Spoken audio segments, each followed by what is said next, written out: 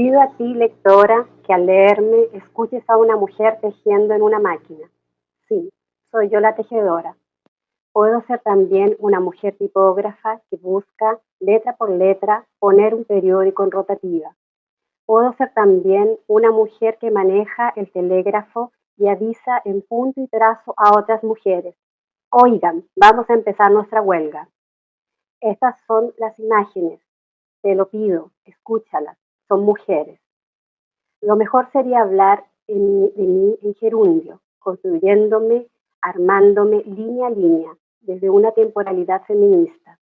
Pero escribir en gerundio todo el tiempo puede convertir lo que escriba en algo muy aburrido, casi un error lingüístico.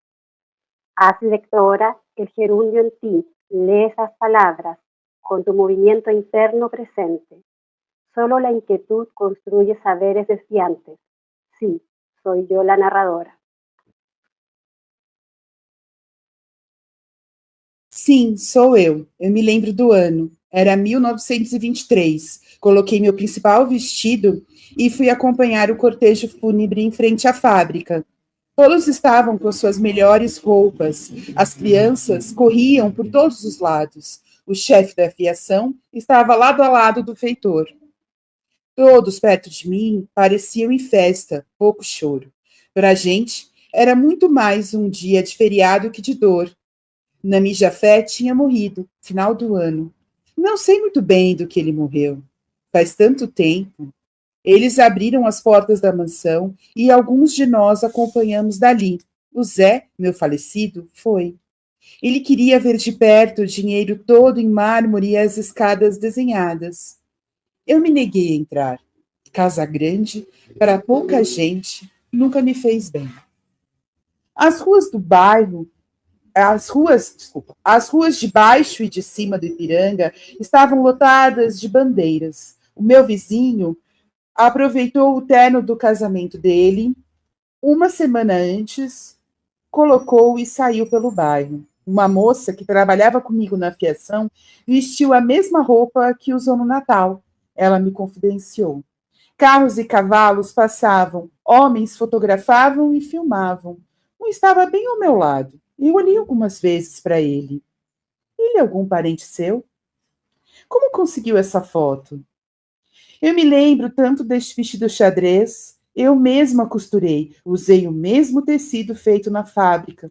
Era o único pano que eu conseguia comprar na época. O enterro do Jafé foi muito diferente do enterro do Martins, 6 anos antes. Você nunca ouviu falar do Martins? Nessa história eu não saí em foto de perto, mas vivi muito mais aquele momento. Era 1917. O Martins tinha sido gravemente ferido em frente ao Mariângela e logo morreu. As ruas do Brás, tomadas pela cavalaria, que vinha sem dó para cima das pessoas. Crianças e mulheres foram arrastadas. Alguns tiros eu escutei. Uma menina bem pequena morreu no mesmo dia.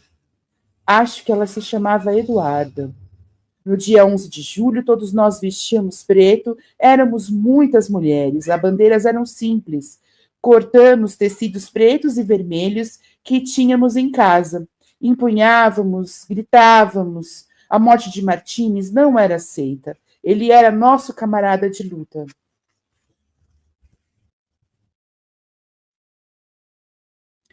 A cidade estava ocupada, a vida em suspensão. Queriam o melhor para todos.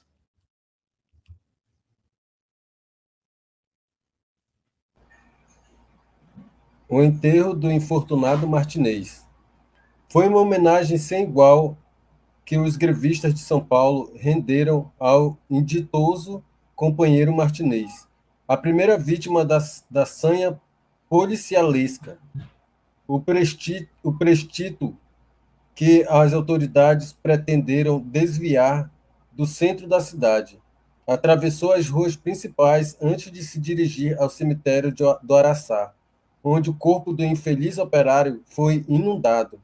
Não só o enterro não se efetuou no cemitério da Quarta Parada, como era desejo da polícia, mas ainda a enorme massa que formava o cortejo seguiu por onde muito bem quis, contra a vontade expressa dos mandões, que não estimavam ouvir na própria cara e perto do seu antro as veementes acusações das turbas, repletas de justificadas revoltas.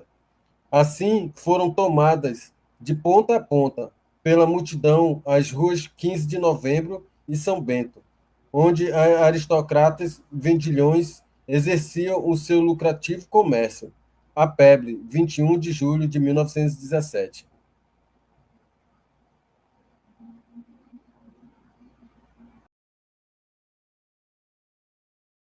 Antes de trabalhar no Jafé, eu passei por outras fábricas. Crespe foi uma delas. O lugar era inóspito. Tínhamos medo da forma de agir dos mestres, mas o fato não impediu a greve. As trabalhadoras eram muito ativas e eu as admirava. Como podiam, tão pequenas e mirradas, enfrentar assim a todos? Até que era minha amiga, foi parteira do meu primeiro filho. Era muito difícil o trabalho noturno. Matilde, uma vez, me contou que uma companheira foi cercada por 4 ou 5 mestres. Ela foi estuprada ali no meio de todo mundo. Nunca mais a viram. Depois souberam que ela foi enviada ao Asilo Bom Pastor, porque engravidou. Quer saber mais do Asilo Bom Pastor? Poucas moças da sua condição social eram mandadas para lá, mas da minha eram muitas. O asilo era um lugar para as moças arrependidas e degeneradas. Hoje em dia acho que mudou de função, mas eu vejo gente entrando e saindo de lá. É aqui pertinho, é meio escondido. Você pega a Rua do Sorocabano, fica ali na esquina de lá com a Bom Pastor, perto da parte baixa do Parque da Independência. Para entrar, tem que subir uma escadaria grande. Há boatos de que o lugar nunca foi bom. Era dirigido por freiras católicas, mas teve uma época em que tinha um administrador, um homem casado que molestava as moças. Era um tal de Coimbra. Hoje eu tenho uma entrega para fazer no Sacomã. Não vou conseguir recebê-la. Ela está dispensando a moça aí. Ela não vai receber. Tchau, tchau. As tecelãs e as costureiras eram muitas. Há uma conversa por aí que somos burras. O que é uma mentira, é uma injustiça com a nossa luta. Houve muita coisa bem antes da greve. Se você procurar, vai saber da União Operária, da União das Operárias Costureiras e da Liga da Resistência das Costureiras.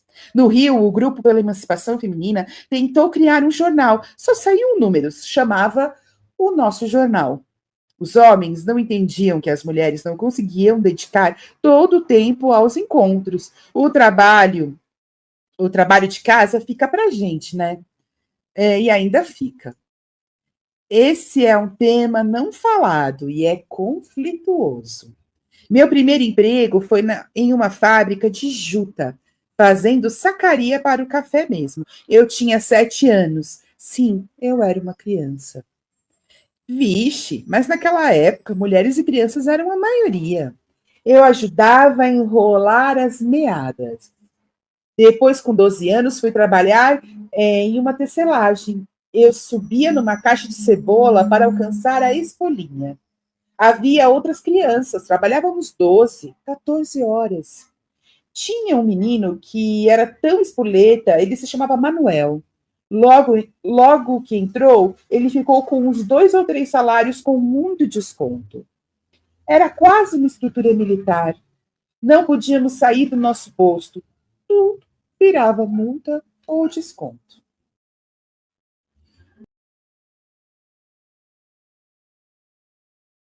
Uma das classes ignominiosamente explorada, a classe das costureiras de carregação, na sua quase totalidade de mulheres, agita-se atualmente em São Paulo, para arrancar um aumento de salário aos seus patrões. Estes, quase todos de nacionalidade estrangeira, sórdidos e exploradores em máximo grau, negaram-se a satisfazer o pedido das operárias. Estas declararam-se em greve imediatamente. Terra Livre, 26 de novembro de 1907.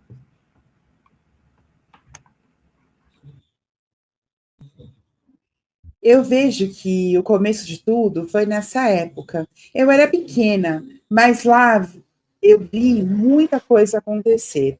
As reuniões eram perto das oficinas e fábricas. Eu não ia porque era criança, porém as operárias se revezavam para me deixar em casa, não só a mim. Todas as crianças cujos pais não podiam buscar tinham companhia. Quando eu já era grandinha, minha mãe conseguiu me colocar numa escola na Celso Garcia para estudar. Eu já tinha 13 anos e aos 15 ainda estava lá estudando e me casei. Foi na escola que ouvi pela primeira vez falar de emancipação feminina.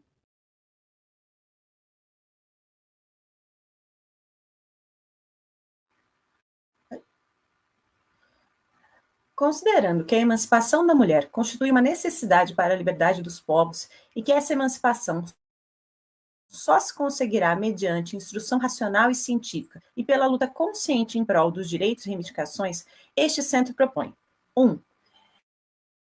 Reunir em seio o maior número possível de pessoas do sexo feminino.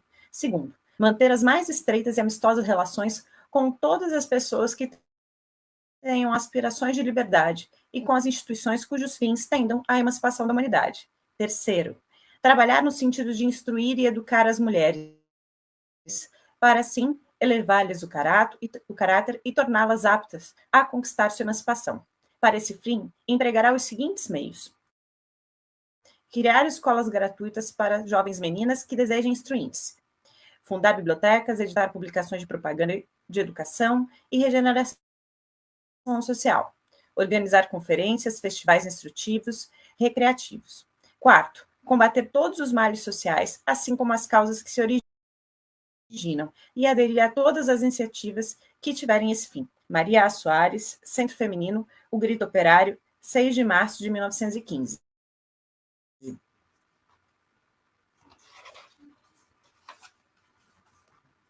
Da Moca vim morar no Ipiranga e nunca mais saí dessa casa. Minha prima do interior pagava a prestação o terreno da casa ao lado. Era puro mato. Depois foram construídas outras casas e a gente chamava aqui de Vila Amarela. As casas tinham que obedecer a certo padrão e nem todos os operários conseguiam lugar. Tinha uma escolha feita pelo feitor. Ele ia para os interiores em busca de pessoas para trabalhar para os jafés.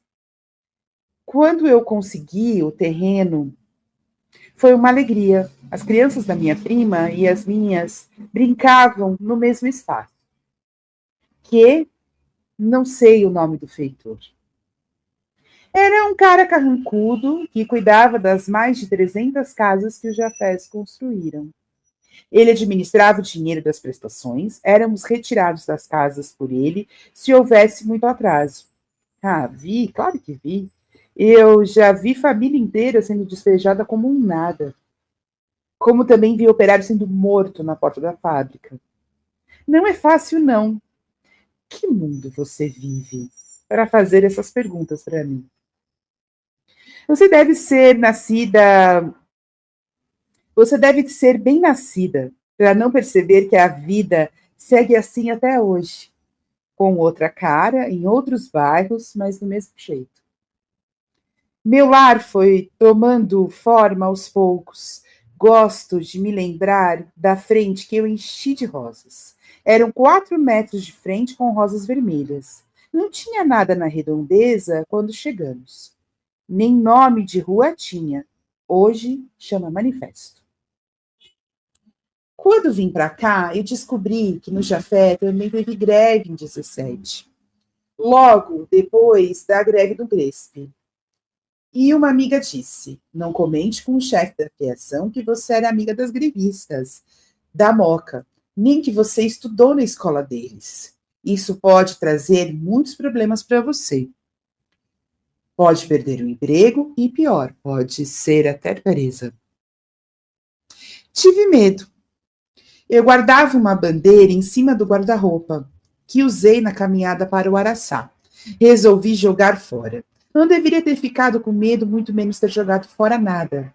Mas na hora eu só pensava no temor daqueles homens violentos descobrirem que eu tinha a bandeira e tinha escrito um dos manifestos. Sim, pode ser covardia ter omitido meu passado, mas eu estava muito frágil. O Zé precisava trabalhar e eu também. Um primo nosso ficou preso anos e anos. Saiu da cadeia e teve que abrir uma sapataria. Uma sapataria dele. Ninguém dava emprego para ex-grevista. Todo mundo tinha medo. Era uma campanha contra a gente. Você não imagina, menina, deve ter nascido em berço de ouro mesmo. Sabe o que é lutar, lutar, lutar e nada? Assim foi. Hoje tenho uma conclusão. Se a gente tivesse se unido, se os simpatizantes tivessem seguido, se nenhuma pessoa da cidade tivesse acreditado na difamação e na destruição dos espaços, tudo teria sido diferente. De São Paulo não sairão mais guerras civis anárquicas, e sim uma revolução intelectual e científica, suscetível de mudar as concepções econômicas e sociais dos brasileiros. Sérgio Millier.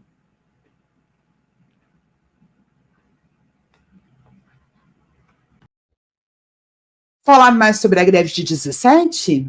Você é filha de algum figurão? É jornalista? Não gosto de jornalista, não. Ah, artista. O único artista que eu vi frente a frente foi o Volpe. Ele é do bairro vizinho, o Cambuci. A Judite é muito amiga daquela vizinha do Portão Marrom. Aquela ali, ó. Sabia que minha filha estudou no liceu? Mas logo depois, as filhinhas de papai faziam chacota dela, porque ela não falava bem francês e o desenho dela era ruim. O que eu acolhi de choro dessa menina nas madrugadas foram dias e dias. Vocês não sabem respeitar as pessoas. O respeito de vocês é seletivo. Ele existe apenas com aqueles que nasceram e cresceram como vocês. Sim, eu me emociono só de lembrar. Lutei e luto tanto. Porém, quem manda são os que possuem o capital e o berço. De nós, eles só querem vozes doces, soando sim e obrigada. Vou contar da greve para você, porque veio na minha casa e está fazendo perguntas. E eu estou velha. E não levarei comigo essas lembranças que estão na mesa. Mas não confio em melindrosa. Não precisa se desculpar. As pessoas, como eu, trabalhavam por qualquer preço nas fábricas e oficinas para os tartufos e pulhas.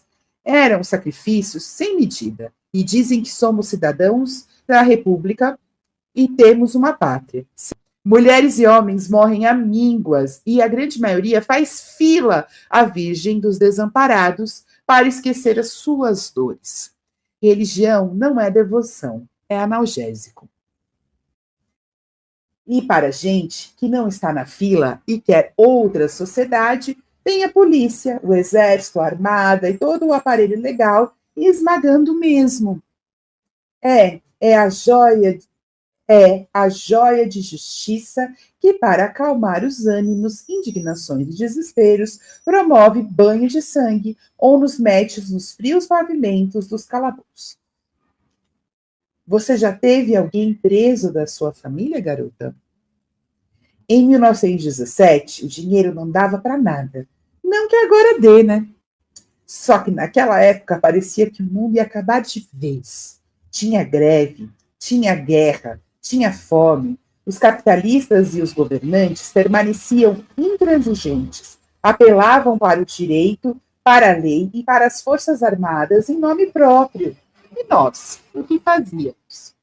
Lutávamos e perdíamos nossas vidas. Vou lhe mostrar esse papel e depois peço que vá. Pode voltar outro dia, mas hoje eu não estou boa.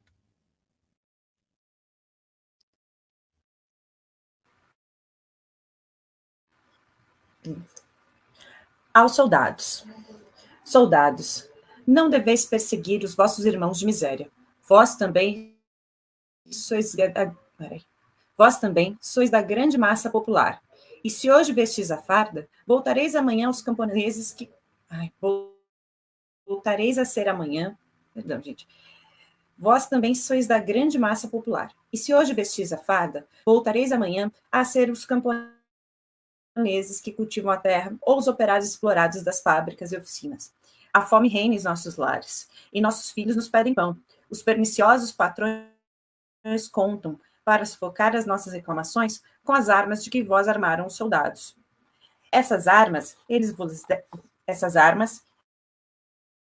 vos-las deram para garantir o seu direito de esfomear o povo. Mas, soldados, não façais o jogo dos grandes industriais que não têm pátria.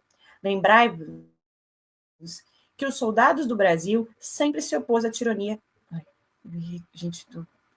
Lembrai-vos que o soldado do Brasil sempre se opôs à tirania e ao assassinato das liberdades. O soldado brasileiro recusou-se no Rio, em 81, a atirar sobre o povo quando protestava contra o imposto do vintém. E até o dia 13 de maio de 1888, recusou-se a ir contra os escravos que se rebelavam, fugindo ao cativeiro. Que belo exemplo é um imitar. Não vos presteis, soldados, a servir de instrumento da opressão dos Matarazzo, Crespi, Gamba, Hoffmann, etc. Os capitalistas que levam a fome ao lado dos pobres e gastam os milhões mal adquiridos e que esbanjam com as cocotes. Soldados, cumpri o vosso dever de homens. Os grevistas são vossos irmãos na miséria e no sofrimento. Os grevistas morrem de fome, ao passo que os patrões morrem de indigestão. Soldados, recusai-vos ao papel de carrascos. São Paulo, junho de 1917, um grupo de mulheres grevistas.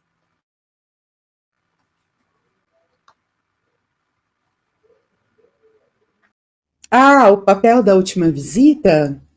Sim, eu fiz. No Brás existia uma tipografia bem pequena. Jornais e panfletos saíam de lá. Fomos em 4 ou 5 de nós. O Everardo conhecia o lugar. Ele foi conosco. Foi quando entramos em greve no Crespi, em junho. Depois o texto saiu na Plebe. Os jornais, as revistas e outros papéis eu não joguei fora. Guardei nessa caixa bem escondidos. Não tive coragem de dar fim. O que foi um acerto. Pude agora olhar tudo e contar para vocês. Na mesma Plebe, há mais coisas sobre a greve, se espalhando pela cidade, pelo interior. Ela se alastrou para a capital, na época, o Rio de Janeiro. No dia 14, realizou-se a reunião convocada pela Federação Operária do Rio de Janeiro para deliberar sobre a atitude que o operariado daquela capital deveria tomar diante da greve geral de São Paulo. Falaram diversos oradores que, em discursos veementes, verberaram a brutalidade da polícia paulista. Todos os oradores declararam-se francamente solidários com os seus companheiros paredistas dessa cidade. Foi aprovada a seguinte moção: a Federação Operária do Rio de Janeiro, órgão intérprete e fiel das associações operárias que a compõem. Primeiro, hipoteca franca, adesão e completa solidariedade ao operariado de São Paulo, ora em greve, e louva e admira a heroicidade da sua ação na luta, travada contra a classe patronal, obrigando-a a recuar e ceder os seus propósitos de insaciável exploração. Segundo, faz ardentes votos pelo triunfo integral da greve em que se empenharam aqueles irmãos em sofrimentos, que à custa do próprio sangue estão fazendo valer as reivindicações proletárias. Terceiro, protesta tornar efetivo o apoio que lhe merece o movimento paulistano, logo que assim seja necessário. Resolve ainda telegrafar a todas as associações federadas ou não federadas dos estados, de acordo com o movimento iniciado no estado de São Paulo.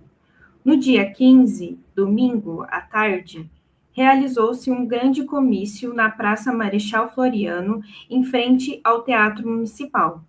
Fizeram-se ouvir vários oradores, sendo sugerida a ideia da greve geral no Rio, como o mais vivo sinal de solidariedade aos trabalhadores de São Paulo. A PEBLE, 21 de julho de 1917.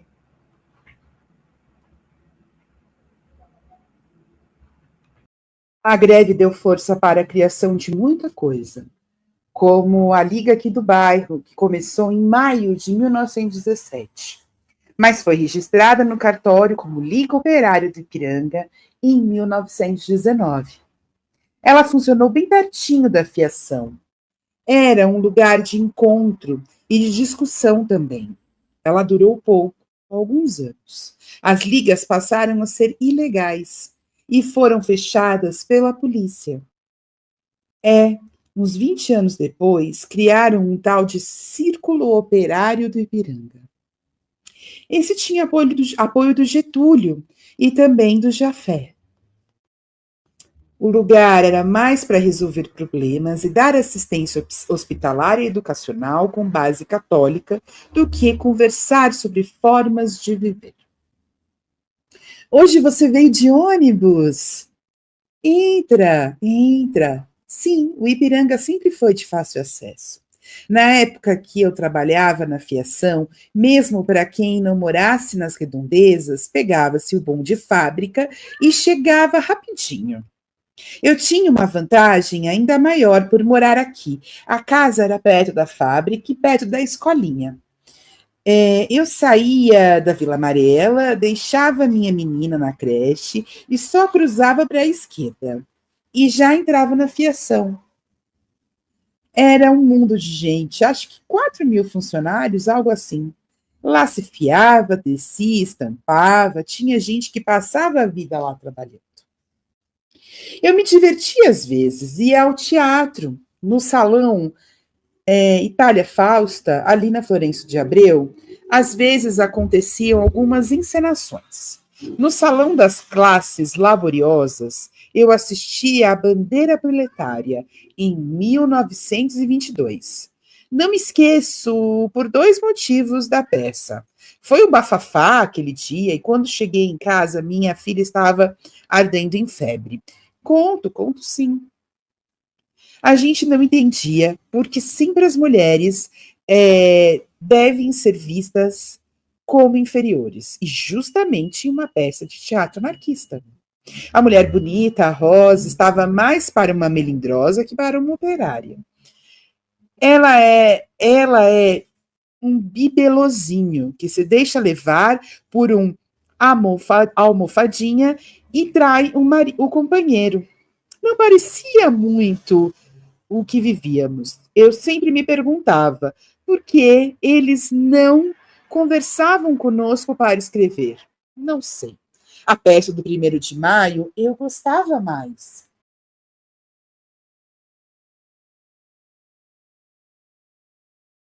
Vem, ó Maio, saúdam-te os povos, que em ti colhem viril confiança.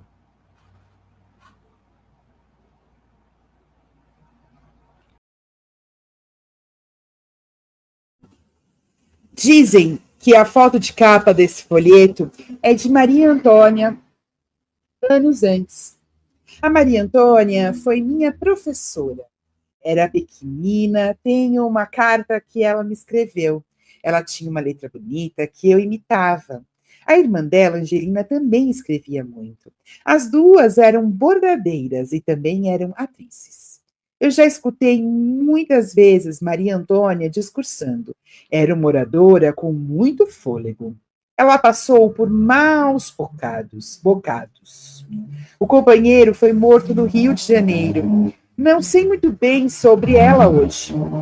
Uma companheira disse que visitou a Angelina e disseram que Antônia se converteu ao espiritismo. Elas estão vivas, sim. Uma que sei que morreu foi a Maria Lacerda de Moura. Ela falava umas coisas que eu depois ficava pensando e chegava à conclusão que ela estava certa. Ela acreditava muito que mulheres e homens são iguais, tanto como trabalhadores, quanto como seres espirituais e sexuais. Dizem que ela morreu sem muito dinheiro e desgostosa da vida.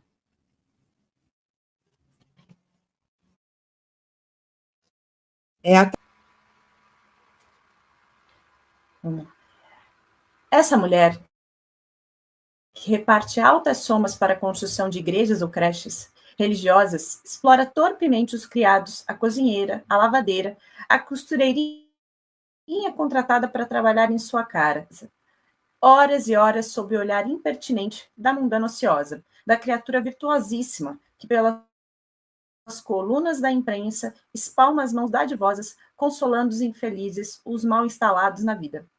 Dá por um chapéu, por uma pluma, um brinco, um vestido de baile, um leque, uma sombrinha, uma joia, por qualquer fantasia, somas fabulosas, inacreditáveis. Entretanto, exerce pressão vergonhosa sobre a sua bordadeira, que lhe cobra uma miséria por qualquer trabalho feito com sacrifício inaudito. Em horas torturantes de agonia, à noite, depois de exausta do trabalho diário do ateliê, no qual também já lhe tiraram gotas de sangue, na amargura da exploração pelo salário cotidiano. Maria Lacerda de Moura.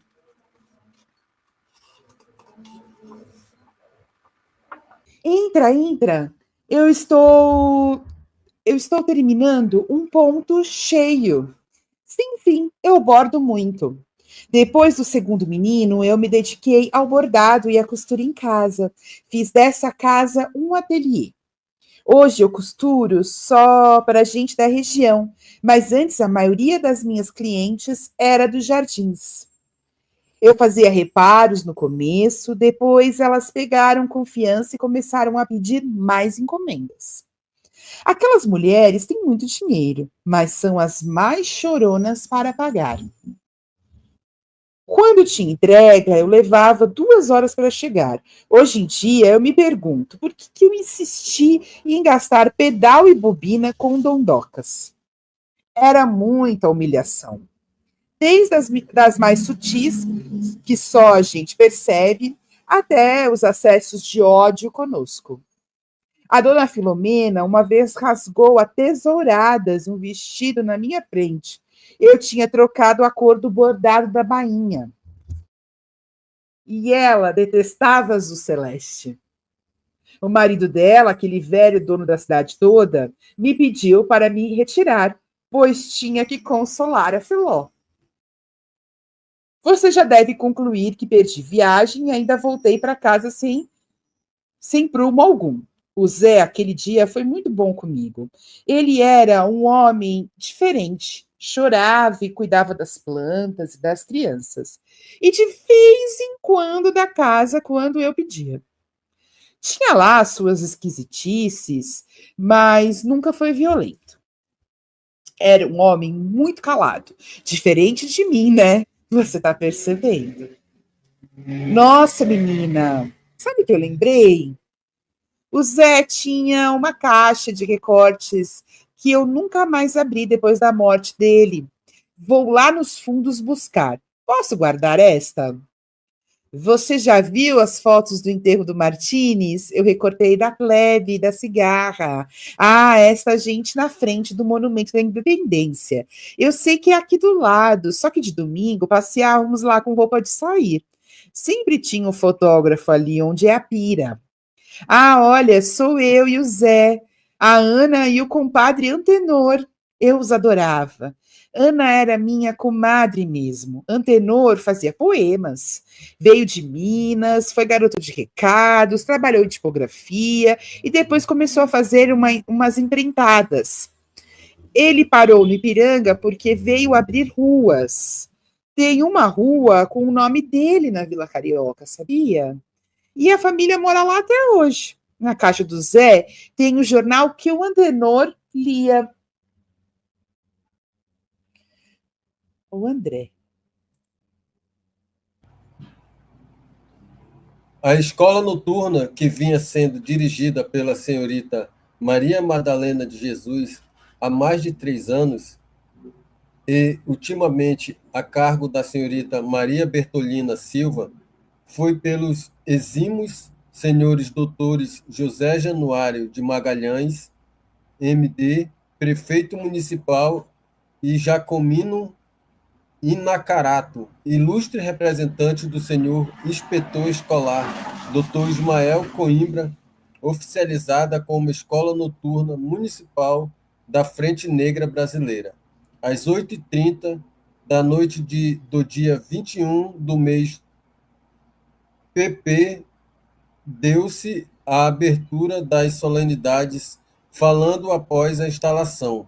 O ilustrado patrício e representante da sede central de Minas, senhor Raimundo Marcelo Filho, em agradecimento pela escolha de seu nome e nomeação para lecionar na referida escola. Falaram o jovem Lázaro Silva, o senhor Leopoldo Poli e o doutor Giacomo Inacarato e doutor José J. de Magalhães, que brilhantemente proporcionaram maiores alegrias aos frentenegrinos de Muzambinho, pelas recepções e palavras amigas que foram dirigidas, o senhor João Cândido dos Santos, da sede central de Minas, e secretário ad hoc, nessa solenidade, discursou eloquentemente, com nobreza de espírito, bondade de coração, fez votos de prosperidade à recém-instalada escola. Ao terminar, foi cantando o hino da gente negra brasileira, encerrando a sessão. A Voz da Raça, setembro de 1937.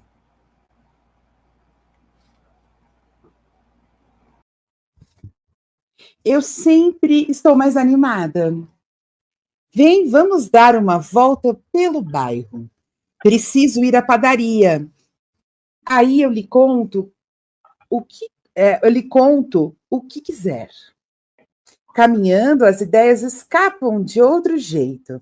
Essa coisa grava no barulho da rua, né? A família do Zé sempre morou no Ipiranga. Demorou para vingar esse bairro. Foi chácara e sítio por séculos. Dizem que vingou só quando os Jafés e o trem chegaram. Vem, quero mostrar para você o caminho que eu fazia da vila até a Fiação. Depois tomamos um café na padaria e eu lhe mostro o cinema, a bote, o parque, os casarões. Vamos? Você me lembra de, na volta, pegar a Sorocabanos. Eu quero lhe mostrar o Asilo Bom Pastor. Ou você foi aquele dia? Não tem problema, vamos hoje. Fica muito perto de onde funcionava a tipografia e a biblioteca do Augusto. Todo dia eu abria essa porta como agora, só que era pela manhã. Abria e fechava em seguida, dava 2 voltas na chave. Eu virava a maçaneta assim, para ver se fechou. Ia para a fábrica. Se faz esse barulho, blão, ela está bem fechada. Ah, essa coisa tem vida própria. Canta. Olha isso. Não era assim desleixado. Havia roseiras das vizinhas. Eu caminhava e dizia: olá, bom dia, olá, bom dia. O vizinho de cima tinha uma filha linda. Uma vez me espantei. Como cresceu a Maria, Joaquim? Hoje não conheço muita gente, não. Há muita gente nova que não diz nem oi. A padaria era aqui à direita, agora é ali na Tabor. Mas a padaria da Manifesto era do lado. Era do lado. E o Luiz era o padeiro. Eu sempre avisava para ele: de tarde eu passo, venho comprar pão. O clube que você vê era um matagal. Hoje é essa coisa bonita. O terreno do clube era dos Jafé. Eles ajudaram a fundar. Começou com futebol, agora tem esse piscinão. Olha ali o carro, cuidado. Vamos seguir. A gente vira à direita, aqui era a fábrica. Vamos 2 quadras direto, depois é só virar. Eu entrava por onde estão essas mocinhas. Nesse bar, eu comia uma coxinha. O pessoal ainda come aqui. A comida deve ser boa. Quando está cheio assim, é que é bom sinal. Vamos reto e depois entramos à direita e à esquerda. E já estamos na Tabor. Café com pão de manhã faz um bem. Está vendo esse prédio do lado? Era um cinema. Foi um dos primeiros de São Paulo. Quando abriu, não era aqui, era ali no pé do rio. O salão enchia, era uma febre, e bem antes de Mazzaropi, viu? Foi na época do Cinejornal. Eu sentei na primeira fila na exibição sobre os 100 anos da independência. Mostraram a construção do parque, apareciam os trabalhadores carregando areia. Você sabe que a construção do parque foi um bafafá. Teve roubo, desvio de verba. O antenor que trabalhou lá também demorou para receber. Ah, ele aparece rapidamente em alguns momentos do filme. Exatamente, Antenor era o meu compadre. Nossos encontros demoram para acontecer. Aí eu não me lembro de tudo que contei para você. Nossa, tudo isso já nos encontramos 14 vezes. E estou começando a me afeiçoar por você, moça. O cinema era mais ou menos neste lugar. Aqui ficava a entrada. Pagávamos R$ 400 para entrar. Ele não era bem exatamente onde pisamos, porque antes o rio fazia voltas e circundava a terra. Por isso, ali atrás era conhecido como Ilha do Sapo. O rio na cheia, o rio na cheia criava ilhotas e tinha muita perereca. Hoje esse rio reto é enganabumbo. Você compra uma casa mais para cá, achando que o rio não vai interferir em nada, mas ele tem memória, e a memória do rio é a enchente. O cinema era de um anarquista. Fizemos muitas reuniões antes dele mudar para depois da ponte, ali onde estávamos, do lado da padaria. O Zé me contou que um dos comícios da greve de 17 foi no cinema. Eu não sei se foi, mas é bem provável. Tá vendo ali? A bocha. Todos os tipógrafos vão jogar no final da tarde. Vamos subir? Quero mostrar as mansões do Jafé. Você vai perceber que depois, olhando, voltado para cá, dá para ver a fábrica e até a minha casa. Diziam que tinha um funcionário do Jafés com binóculo vigiando tudo do lado de cá. O parque é bonito, não? Concordo. Ele está subindo e de tirar o fôlego. De sábado é sempre cheio. O pessoal vem paquerar, as mocinhas dizem que tem muito parado atrás das árvores. Toma cuidado. Vai que algum está de folga no trabalho e veio abusar de alguma moça. Seguimos em frente, mas com um olho nas costas e vigiando se nenhum Dom Juan se avizinha. Para a esquerda são as casas dos Jafés, e este é o círculo social. Para cá é tudo da igreja. Disseram que foi doação do governo para os padres. Sim, tem umas construções bonitas mesmo. Eu não entro em nenhuma porque minha convicção não bate. Nossa, ali tem algo que eu lembrei, o orfanato Cristóvão Colombo. Esse aí antes era só de meninos. O das meninas fica na Vila Prudente. Lá no das meninas teve um caso, o caso Idalina. O pessoal cantava assim. Eu estou ouvindo um barulho, não sei se é... Onde está Idalina? No buraco da latrina? Quem foi o assassino? O padre Falsino?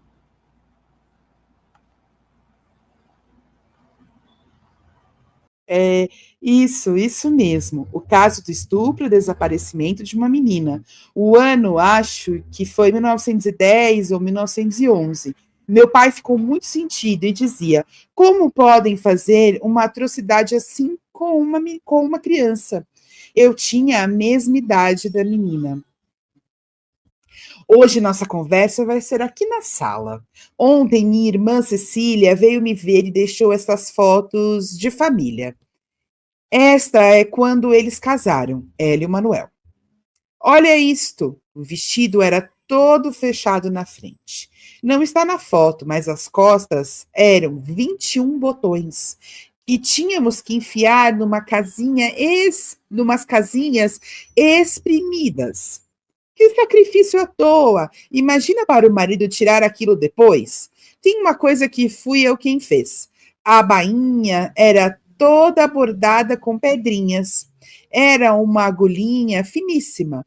E o ornamento ficou de vários tamanhos, porque eu usei sobras de pedras do que tínhamos. Eu tive que ir à cerimônia de luva, porque eu estava com a mão maltratada. Bonito é. Parece que foi planejada a diferença de pedraria, né? Mas ainda acho que foi algo desnecessário para a nossa condição. Minha mãe fez até paninho de renda para as núpcias de Cecília. Você não sabe para que serve o paninho? Você coloca embaixo da mulher, porque ela sangra se é virgem. Um costume tão atrasado, mas eu acho que existe até hoje. No meu casamento, eu não fiz nenhuma dessas coisas. Eu e o Zé nos juntamos e assinamos os papéis para assegurar a casa. Por mim, eu não casava, não. Minha mãe chorou quando eu disse que não queria vestido nenhum. Não ia explorar ninguém, bordando e costurando para uma roupa que só se usa uma única vez. Minha mãe e meu pai vieram do interior do estado, perto de Bauru, para trabalhar em São Paulo. Quando eu era pequena, morávamos em um cortiço. Nos fundos do quintal tinha um negócio que fazia um barulho. Só depois fui entender que era uma tipografia. Os homens subiam em 3 para descer uma prensa pesada. Depois trouxeram da Itália uma outra prensa que funcionava com pedal.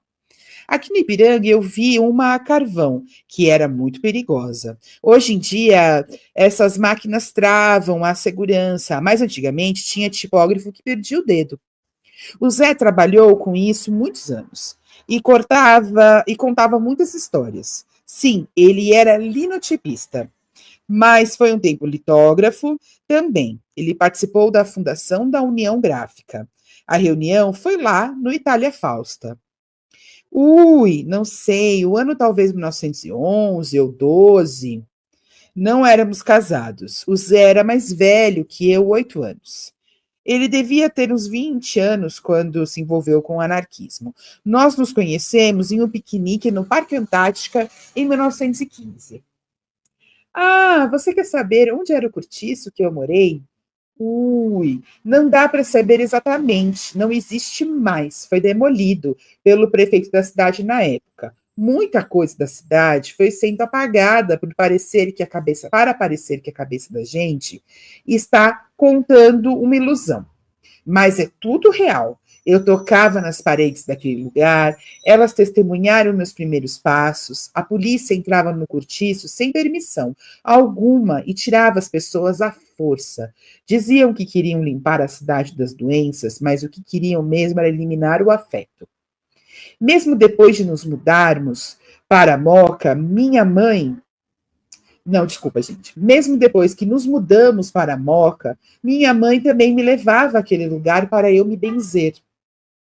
O benzimento é uma prática muito antiga. Ela existe bem antes do dinheiro. Desses contos de réis que não valem nada, ou mesmo antes do ponto a jugo, que ficamos a aprender na agulha ou na máquina.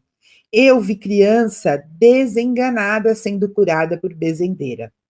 Não acredito que seja religião, não. É sabedoria popular. Alecrim e arruda são plantas que curam. As benzedeiras entendem das misturas das folhas. Ontem eu acordei indisposta pela manhã. Fui e tomei um chazinho de boldo e melhorei. E quem foi que me curou? A religião? Não, foi o conhecimento do povo. Lá atrás eu tenho as minhas plantinhas. Há plantas que misturadas com água quente são melhores que muito comprimido. Ai, gosto tanto quando você vem de manhã. Hoje já comi, mas posso passar um cafezinho para você. Vamos lá na cozinha. Aquele pé de pitanga eu plantei quando vim para cá. Olha o tamanho. Se você ficar para o almoço, faça um suco de pitanga para gente. Não, não, nunca pensei em escrever minhas memórias. Essa coisa de publicar ficou na mocidade. Os livros de Maria Lacerda e também os escritos bonitos como os do Edgar e do meu compadre Antenor esquecidos. E não vejo sentido em publicar nada. Eles já nos silenciavam na democracia. Imagina agora. Hoje em dia estamos em plena ditadura, né, menina? Aliás, como pode uma artista buscar sobre os anarquistas agora? É algo perigoso para você, não? Se generais descobrem, vamos presas, eu e você. Guarde bem guardadas estas fitas. Ah, gostou? É pé de fruta de conde. Mas não, é época de colheita. Aquele pé ali é de caqui.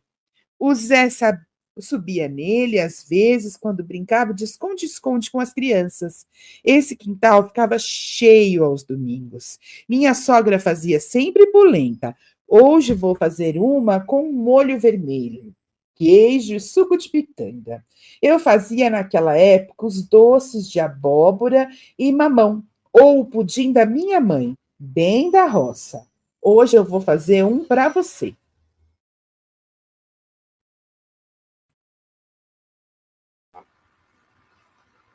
Pode? Beleza. Vamos lá. Polenta. Ingredientes: 500 gramas de fubá, 1 colher de óleo, meia colher de sal.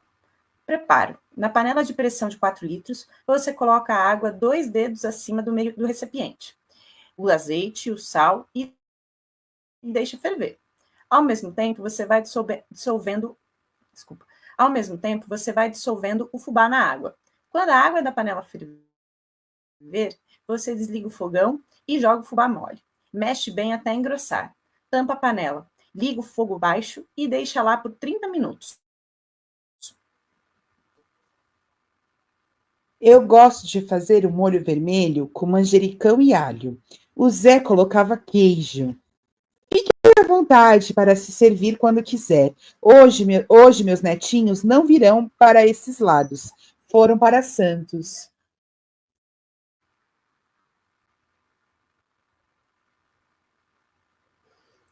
Pudim. Ingredientes: 2 copos de açúcar, 2 copos de leite, 6 colheres de farinha, 3 ovos, 1 colher de manteiga e raspa de um limão. Prepare. Bata todos os ingredientes no liquidificador, caramelizar a forma, jogar o conteúdo do liquidificador na forma e deixar 40 minutos em banho-maria no fogo baixo.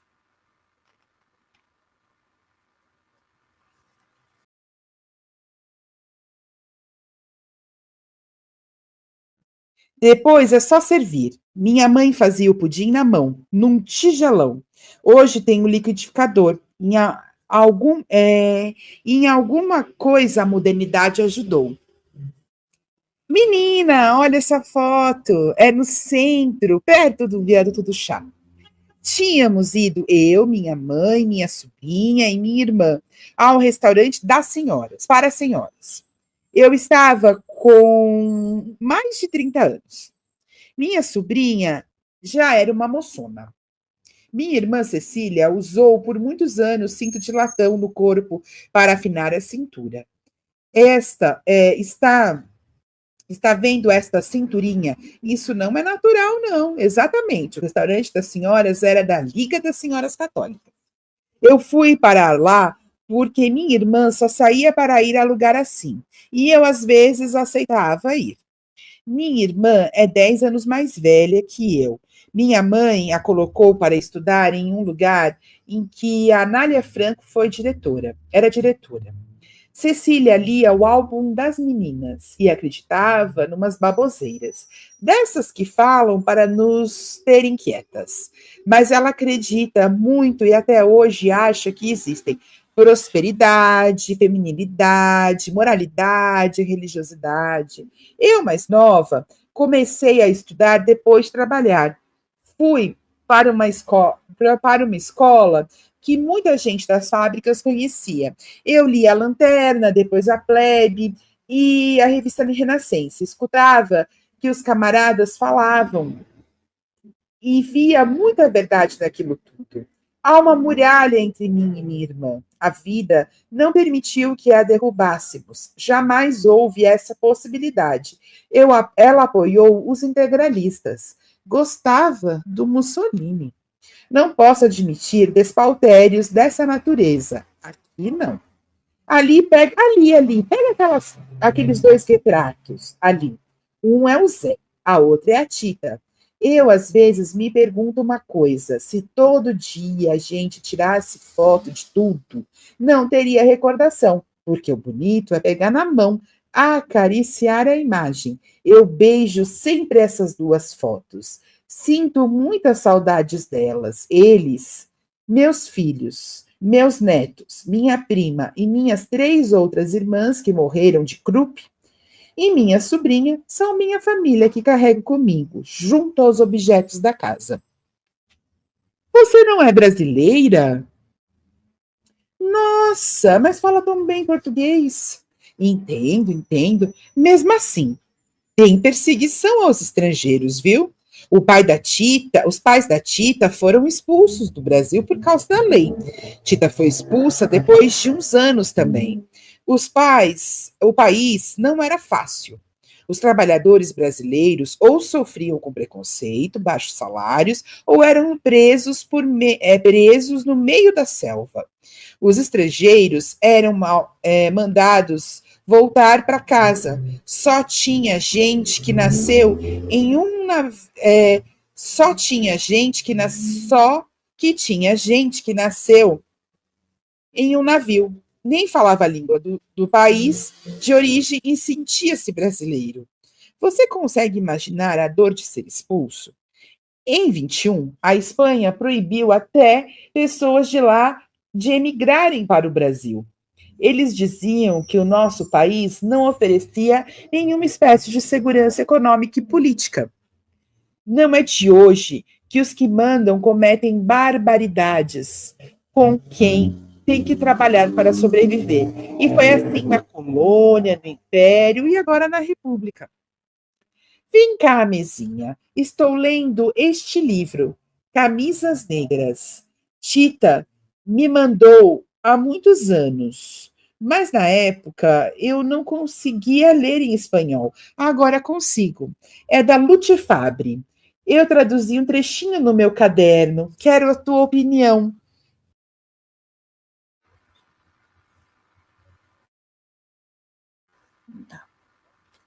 Em 1918-19, o povo italiano estava alvoroçado.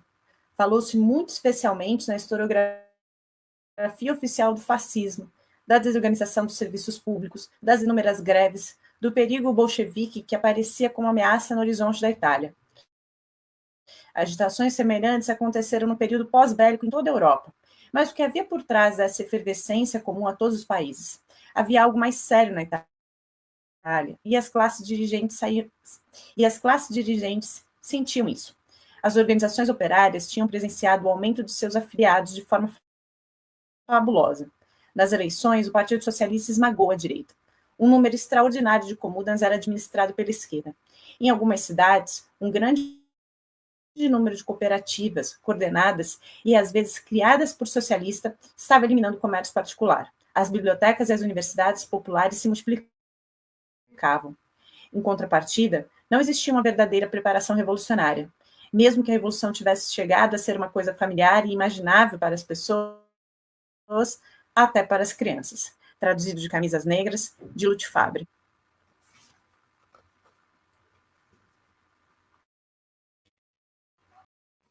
No começo, eu traduzia para saber se eu estava entendendo bem. Agora, gosto de ficar vertendo, eu anoto os significados e vou copiando em português. Depois desse trecho que anotei, a Lute fala da contra-revolução preventiva, que foi o fascismo. Forte, forte. Esse perigo ronda a gente. Tita sempre dizia: o fascismo não morreu, só se escondeu. Infelizmente, elas estavam certas. A Tita morreu ano passado, com 89 anos. Aquela foto ali é dela, ali é da nossa viagem para Poços de Caldas, para visitar a Teresina. A Tita morava com uma amiga mexicana ou italiana, agora não sei. A moça tem um nome lindo, Petra. Tita foi a mulher mais inteligente que conheci. Logo depois que foi expulsa do Brasil, passou a me mandar cartas. Não encontrei as cartas, mas não encontrei todas as cartas, mas encontrei uma das últimas coisas que ela me entregou em confiança. Sua autobiografia. Acho que a mocidade entende melhor mulheres à frente do seu tempo. Como foi Tita? Eu deixo com você, a história que ela viveu. Tempo bom. Yo, Tita Mundo, nací el 8 de mayo de 1878 en Barcelona, España. Cuando tenía 2 años, mi familia y yo nos fuimos a vivir a Brasil. Fue el primer de muchos viajes en mi vida. Mi madre ha trabajado toda la vida como costurera y mi padre como zapatero, los dos anarquistas. Nosotros, los hijos, aprendimos con ellos en la práctica. La biblioteca era el lugar común de la casa y siempre leímos libros en español, portugués e italiano. Empecé a trabajar con 11 años y con 20 participé en mi primer boicot. Me recuerdo bien. Era 1908, San Paulo. Armamos un plan entre nosotras. Las que trabajábamos cosiendo sacos de yute, desabrocharíamos los puntos de manera imperceptible. Los mestres no lo percibirían y llevarían los sacos a los almacenes para rellenarlos de café. Era un riesgo pasar por el control riguroso que ellos hacían, pero con un buen plan sería posible. Pasamos algunos meses haciendo pruebas y ese día todo salió perfecto. El café fue puesto en los sacos, miles de sacos. La mayoría de ellos se descosieron en los trenes rumbo a Santos, rumbo a la exportación. La bolsa del café bajó puntos y percibimos que unidas somos fuertes, pero una de las compañeras nos delató. Lucía y yo fuimos enviadas a la cárcel como conspiradoras. Pasaron 5 años hasta poder salir. Mis padres ya habían sido deportados a España y sobre mi hermano no conseguí ninguna información. Yo, por haber cometido apenas un crimen contra la seguridad nacional, me metieron en la prisión. Cuando salí, mi casa ya no existía. Estaba completamente sola. Lucía había sido torturada y estaba muerta. Yo la extrañaba. Con nombre falso conseguí trabajo en una tejeduría. También conocí a muchas mujeres que me enseñaron cosas ahí. Mi alma es libre y hasta que no se logre la libertad como un hecho social, voy a ser huelguista. Aguanté poco tiempo sin planificar acciones porque la fábrica era un lugar insoportable. Ahí conocí a Sofía. Ella era parte con las hermanas Suárez y otras del Centro Femenino de Jóvenes Idealistas. Empezamos a vivir juntas y me uní a esas mujeres, a las que hasta hoy extraño mucho. Vino la huelga de 1917, enorme, inmensa. Mi corazón decía que los cambios eran posibles y que íbamos a construir un futuro dichoso. Me encarcelaron una vez más. Descubrieron que era Tita Mundo, la peligrosa Tita, como me nombraron. Por ser mi segunda vez en prisión, me expulsaron a España. Llegué a Barcelona casi 38 años después de mi partida. No sabía mucho de aquel país. Sabía que era la tierra de mis padres y que allá ellos empezaron a decirse anarquistas. Leíamos muchos libros hechos por españoles. Ferrer Guardia había sido fusilado allí. Pero mi cotidianidad era en Brasil. Yo solo conocía a los anarquistas que vivían allá. Busqué a hermanos y amigas de mi madre y me comentaron que mi padre y mi madre habían sido muertos bajo el mandato del pistolerismo. De regreso a España, ellos se organizaron en sindicatos, armaron una huelga y fueron asesinados por los matones del patrón. De mi hermano nada sabían, pero después de un tiempo descubrí que él pasó años siendo trasladado a varias cárceles, como Bastilla de Cambucí, y que murió en Clevelandia, la prisión hecha para nosotros, los anarquistas, bien aislada en el norte de Brasil, y de la que solo Domingos Pasos de algunos lograron escapar. En Barcelona empecé a trabajar como panadera para tener plata, poder sobrevivir e irme de ahí. Veía la sangre de mis padres por todos lados. En 1920 me subí a un navío de nuevo, ahora hacia México. Llegué al puerto de Veracruz. La libertad cubrió todo mi cuerpo otra vez. Encontré muchas mujeres preciosas en la Huaca, muchas como yo, solteras, sin hijos y que creían en el placer sexual. Y fui a vivir a esa parte de la ciudad. En el patio de la vecindad conversábamos, leíamos los artículos de las mujeres sobre nuestros derechos. Muchas de nosotras eran prostitutas. Hablábamos todos los días sobre la liberación sexual. Los alquileres subían cada día. Las muchachas resolvieron unirse y empezaron la huelga. La unión entre las mujeres se contagiaba de patio a patio. Tamales, café negro, tierra y libertad era lo que queríamos. En nuestras puertas colgábamos: estoy en huelga y no pago la renta. Miraba los ojos de cada compañera y veía mucha verdad. Nuestras reivindicaciones eran liberación sexual, fin de la propiedad privada y fin del Estado. Allá conocí a Petra y nos enamoramos. Pasábamos días y días juntas hablando de nuestras historias. Llegó el 5 de julio de 1922. Llovía como nunca. El agua llegaba hasta los huesos. Fuimos todas al sindicato. Había muchas personas, mujeres y hombres. La huelga estaba por todas partes. Intentamos salir en marcha, pero los federales no nos dejaron. Hubo confrontación, muchas muertes y encarcelados. Me metieron a la cárcel una vez más. Fue la peor prisión de mi vida. Fui violada, ofendida. Me obligaron a tener sexo con 2 hombres. Hasta hoy tengo pesadillas. Policías violándome. Antes mis sueños eran siempre habían sido tiernos y con mujeres. En el año de 1923, un año después, creamos entre muchas la Federación de Mujeres Libertarias en Veracruz. Leíamos y estudiábamos la historia de las mujeres anarquistas mexicanas. Supe de la vida de Margarita Ortega Valdés, una valiente combatiente magonista que enfrentó el desierto y la represión. Murió fusilada en 1903. Aquello me impresionó aún después de todo lo que yo había vivido. La historia de ella estaba llena de detalles y me parecía escuchar su voz por la noche diciéndome: fuerza, hermana. Ella entendía el desierto y sus zonas de inmenso calor como nadie. Empecé a leer más sobre los magonistas y sus intentos de resistencia en la frontera. La larga frontera de México tiene mucha relación con Estados Unidos.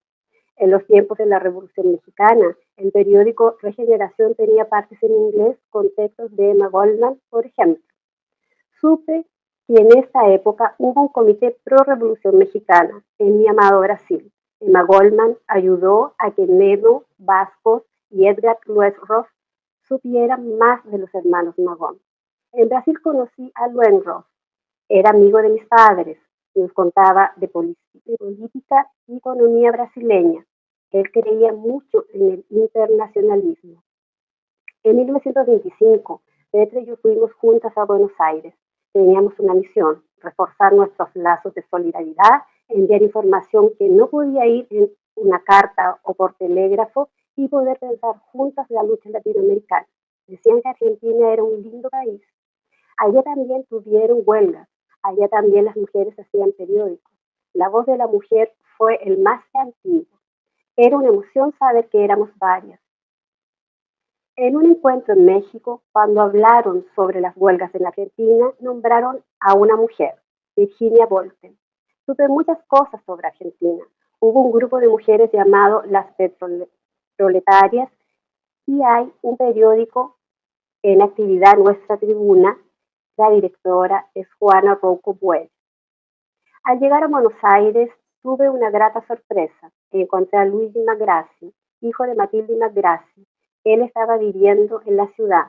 Matilde y yo nos habíamos conocido en una actividad y después nos hicimos amigas. Qué mujer tan optimista, creía mucho en la sociedad de resistencia. En Argentina, Matilde había sido parte del grupo Las Libertarias. Luigi estaba viviendo allí, involucrado en la Liga de la Educación Racionalista y colaboraba en el periódico La Protesta. Buenos Aires fue un lugar con muchas actividades anarquistas, huelga de panaderos y discusiones alrededor de las ideas de Malatesta. Pero ahora los sindicatos y federaciones anarquistas estaban vacíos. Habían otras organizaciones que aceptaban negocios con el gobierno. La FORA está con una campaña de jornada laboral de 6 horas, en un intento de terminar con la desocupación. De Buenos Aires tuvimos que irnos muy pronto, la situación era insegura. Petra decidió ir a Europa, yo decidí pasar los últimos años de mi vida en Brasil. Extrañaba a las compañeras y la lucha en este país. Alquilé una casa pequeña en Santos, cerca del mar. Santos, a principios del siglo, fue considerada una de las ciudades más anarquistas del mundo junto a Veracruz y Barcelona. Son los flujos de los puertos los que traen siempre la novedad. Ahí me fui a vivir.